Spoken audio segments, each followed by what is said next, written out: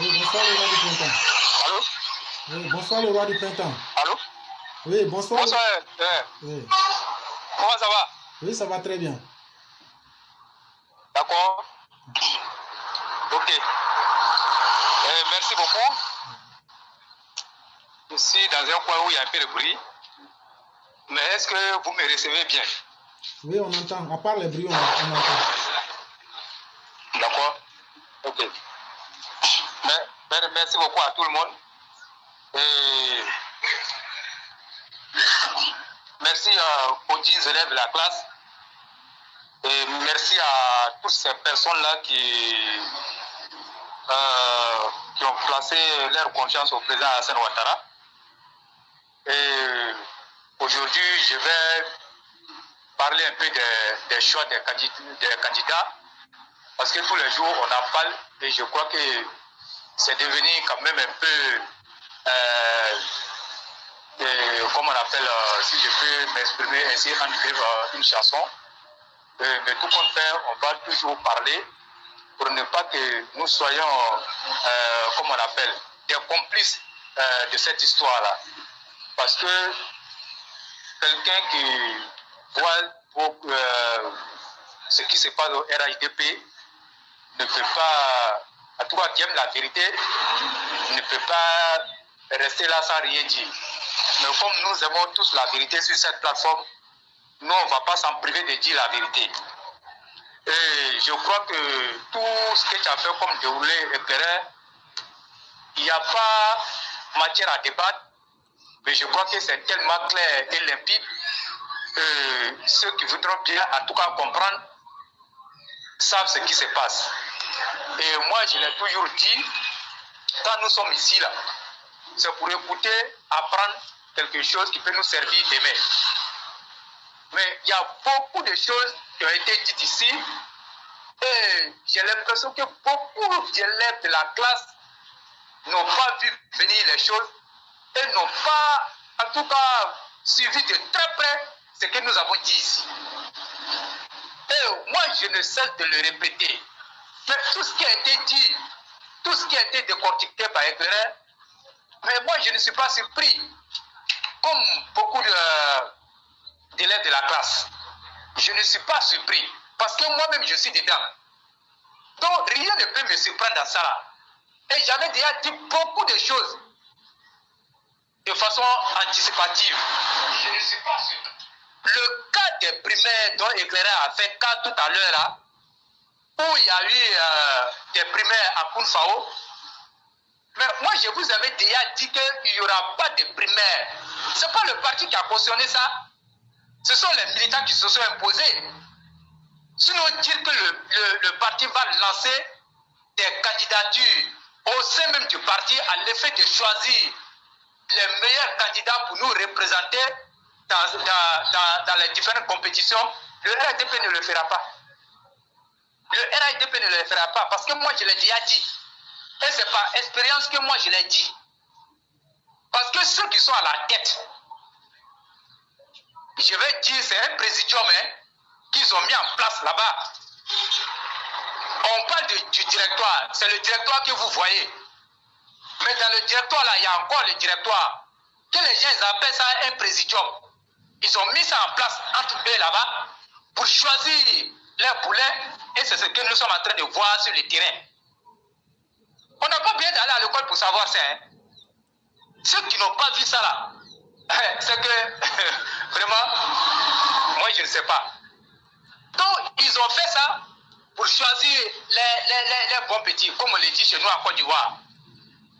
Parce que moi là, en tant que militant, si c'est comme on appelle casse-ouate, qui est tous les jours avec nous, qui est à nos petits soins, qui fait tout, petit baptême, il est là-bas. Il ne donne pas l'argent, mais il est là-bas. Il assiste les gens, comme on appelle, par sa présence. Si maintenant, on nous dit d'aller au primaire avec notre maire, Sali Kone, qui n'est jamais avec nous là-bas, mais qui a des acquaintances au niveau de la direction. Mais si on va au primaire, mais nous on va voter Kaswad, Kaswad va gagner sa vie. Mais comme Kaswad n'est pas le bon petit de ceux qui sont en haut là-bas, ils vont venir nous imposer notre maire Sali Koni. Vous voyez de toute façon les choses sont faites. Et c'est comme ça ils font. Sinon ce que Cissé Bakongo a dit là, c'est un discours politique. Ceux qui ne savent pas décortiquer les discours politiques là, moi je vous invite à aller vous former.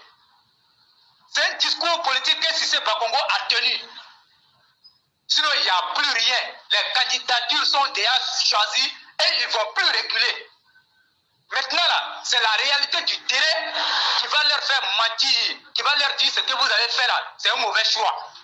Sinon ils ne vont plus changer dans cette liste là. Croyez-moi, ce que je dis là, c'est la vérité. Ils ne vont plus changer la liste. Et quand ils vont sortir cette liste-là, et ils vont venir vous tenir des discours pour vous faire changer votre avis, pour faire changer l'avis des militants. Les militants qui disent qu'ils ne veulent pas certains candidats, ils vont venir avec un nouveau discours selon, comment on appelle, lequel là, non, le président Alassane Ouattara, regardez ceci, bon, c'est la même chanson. Mais, chers cadres, comment, je ne sais même pas comment je vais les appeler, vous qui composez ce présidium que vous avez créé au niveau du directoire là-bas, là. Mais sachez une chose, on peut tromper le peuple, on peut tromper en tout cas une partie du peuple, tout le temps, mais à un moment donné là, on ne peut pas tromper tout le monde. Hein. Le moment arrivé, ce qui s'est passé à Kounfao, c'est un cas d'école. Il faut que ça soit un cas d'école. Nous, on a déjà dit ici qu'il y aura beaucoup de candidatures indépendantes à l'intérieur du pays. Mais ce que nous disons là, ce ne sont pas des propos de prophètes. Mais c'est tout simplement une analyse de la situation, de la vraie situation sur le terrain. Allez-y interroger les gens. Vous prenez une région donnée, ou bien, je ne sais pas, une commune. Et vous voyez les cadres qui sont là-bas, celui qui a été choisi et celui qui n'a pas été choisi, mais que la population réclame. Allez-y faire un sondage. Vous allez vous rendre compte de la réalité du terrain. Tout ce que nous voyons là, ce n'est pas les propos où on va s'asseoir au niveau, en haut là-bas, pour venir faire des choix. Non, moi je l'ai dit, un parti sérieux là, si vous voulez conserver le pouvoir d'État, parce que le pouvoir d'État, il se conserve avec ces élections locales là. On ne peut pas avoir la tête, et puis maintenant, ce qui va contribuer à renforcer la maison, la tête, soit laissée, comme on appelle, pour quelqu'un d'autre. Et c'est ce que le RADP est en train de faire.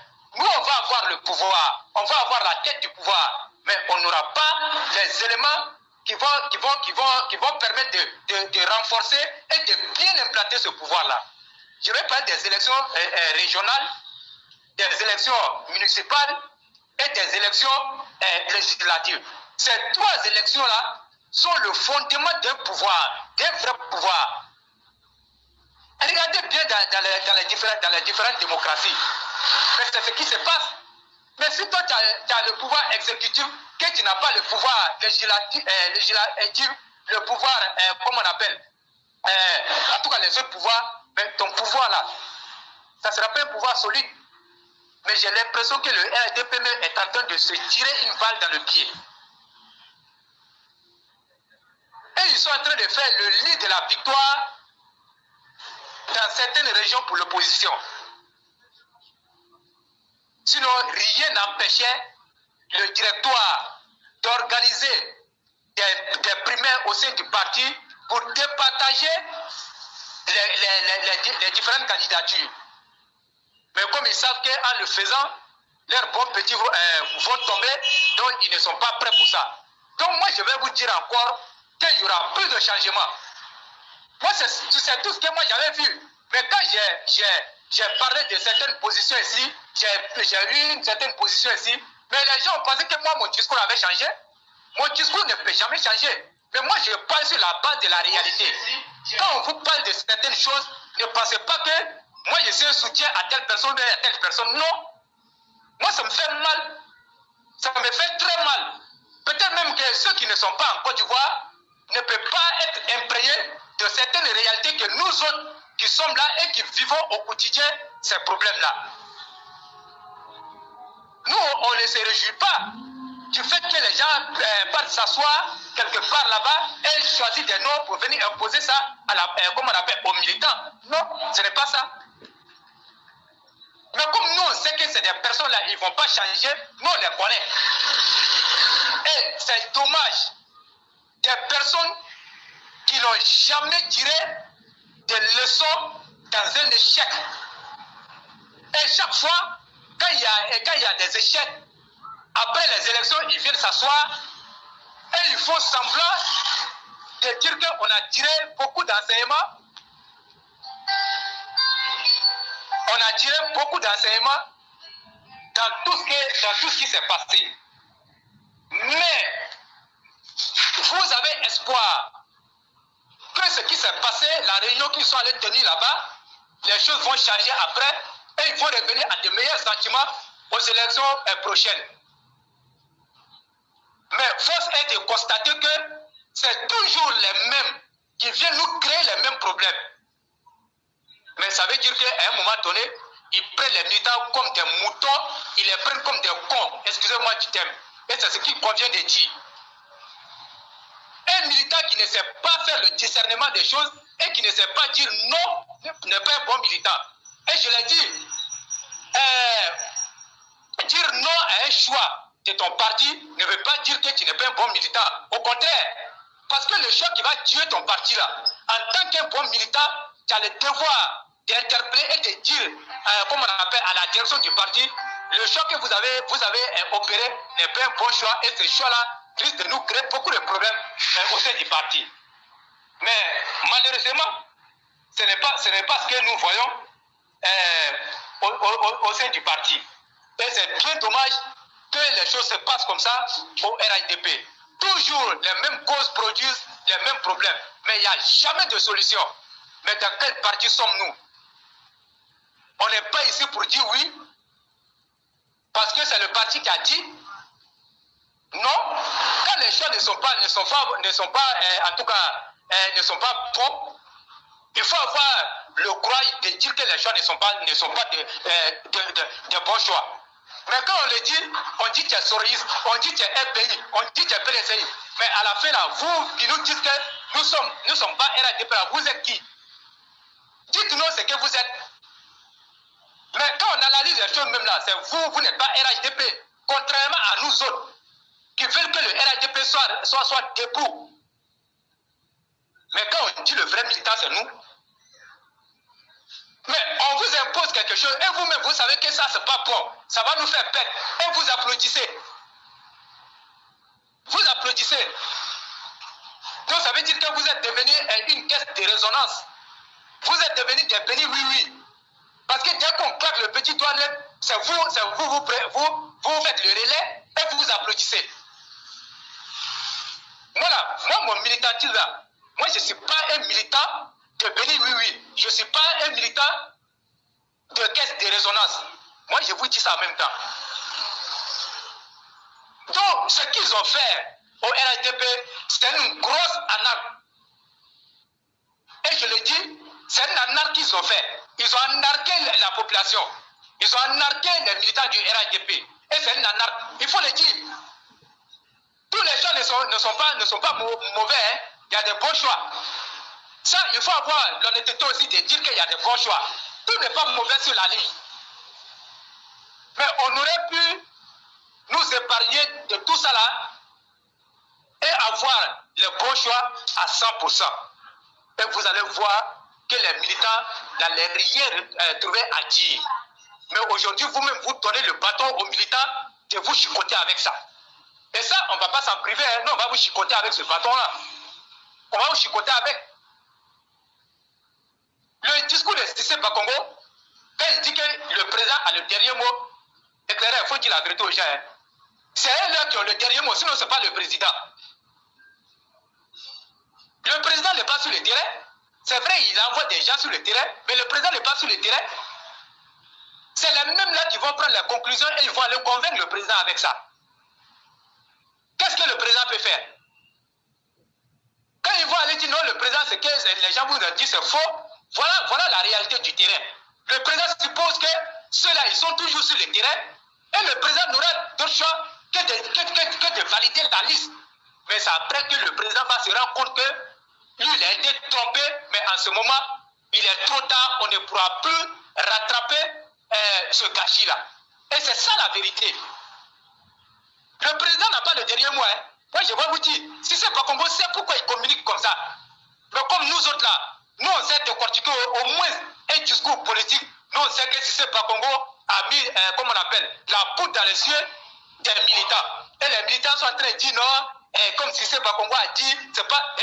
Réveillez-vous. On vous appelle les hâteaux moutons là. Ne soyez pas aussi quand même des moutons qui ne réfléchissent pas. On peut être mouton et puis avoir la capacité intellectuelle, la capacité de réfléchir, la capacité du discernement. Mais quand on t'appelle mouton, et puis toi aussi, tu te mets dans la peau d'un vrai mouton qui ne réfléchit pas, c'est comme ça aussi le discours de Cissé Bakongo va te berner. Et c'est ça que Cissé Bakongo fait aujourd'hui avec les militants du RADP. Et il a été envoyé par la direction parce qu'il est le secrétaire exécutif. Après Kafana, c'est lui qui va dire quoi? Est-ce que le président Cissé Bakongo va prendre la liste? Kafana va prendre la liste, aller présenter au président et le président va dire que vous avez fait un faux travail. Le président ne va pas dire qu'ils ont fait un faux travail. Moi, je dis la vérité. Hein. Ça va faire mal à beaucoup de personnes, mais c'est la vérité que moi je dis. Parce qu'on est dans ce parti-là, ce point aujourd'hui. Ça a été la même chose au RDR. Mais au RDR, ça c'était encore mieux. Mais vous voyez, la situation est bien pire que ce que vous voyez. La situation est très pire. Vous allez à l'intérieur du pays. C'est vrai, il y a des zones où les gens ont décidé de ne pas parler, mais c'est dans leur cœur là-bas. Et au dernier moment, vous allez voir les indépendants. Vous allez voir les indépendants. C'est triste pour un grand parti comme le RADP, qui malmène ses militants, qui ne fait rien avec ses militants, qui désavoue ses militants, comme Éclairé aime à le dire, qui a honte de ses militants. Alors que le pouvoir que vous avez, ce sont ces mêmes militants-là qui vous donnent ce pouvoir-là. Éclairé, si tu as vu un fusil qui retentit, qui résonne, c'est que c'est quelqu'un qui a mis une balle dedans. Sinon, le fusil vide ne peut jamais retentir. Et le fusil vide ne peut jamais tuer quelqu'un. Donc, c'est ça au RADP. Tout ce qui est en train d'arriver aux militants, c'est la faute aux militants. Mais les militants ont cru au combat du président Hassan Ouattara. Et nous, on ne regrette pas notre combat pour le président Hassan Ouattara. Nous, on ne le regrette pas. Mais nous, on regrette d'avoir croisé des mauvais cas, des cas défaillants, des cas très méchants qui ne coupent pas la base et qui font les choses à leur guise. Et c'est ce que nous déplorons. Est-ce que vous avez quelque chose à ajouter? Non, je crois qu'on est dans la même ligne idéologique et je suis entièrement d'accord avec ce que tu as dit. Donc, pas grand-chose à ajouter. D'accord. Ok. Donc, moi, c'est ce que moi j'aimerais dire aujourd'hui. Et j'ai dit aux militants de faire ce qu'ils ont à faire. Je dis de faire ce qu'ils ont à faire. Vous savez déjà ce que vous allez faire. Mais la seule chose que moi j'ai dit, moi je ne vais pas voter un candidat de l'opposition contre un candidat de mon parti. Mais nous on encourage les indépendants au sein du parti. Nous on encourage ça. S'il y a un indépendant au sein du parti dans ma localité, moi je ne vais même pas hésiter d'aller voter l'indépendant parce que je sais s'il gagne là, la victoire va revenir toujours au RADP. Mais je ne peux pas dire parce qu'ils ont choisi tel ou tel candidat, moi je ne suis pas content et puis je vais aller voter le candidat de l'opposition. À la rigueur même là, moi je ne vais pas voter, je vais m'abstenir et ça aussi c'est un droit. Donc voilà l'option qui s'ouvre. Mes chers militants, en tout cas, moi je ne vous encourage pas à aller voter un candidat de l'opposition. Ça, quand tu le fais, tu sors du cadre de militant. Et là, tu deviens un militant de l'opposition. Donc évitez de faire ça. Mais s'il y a une candidature RHDP au sein du parti, je vous encourage à aller voter ce candidat indépendant-là. Parce que la direction n'a pas respecté la base. La direction est allée contre la base. Et la direction a fait table rase et a parlé du revers de la main les choix de la base pour aller imposer leurs amis. Ça, moi, je peux encourager ça. Mais je n'encourage pas un militant à aller voter un candidat de l'opposition. Éclaireur, il faut dire les choses aux gens sur cette plateforme-là.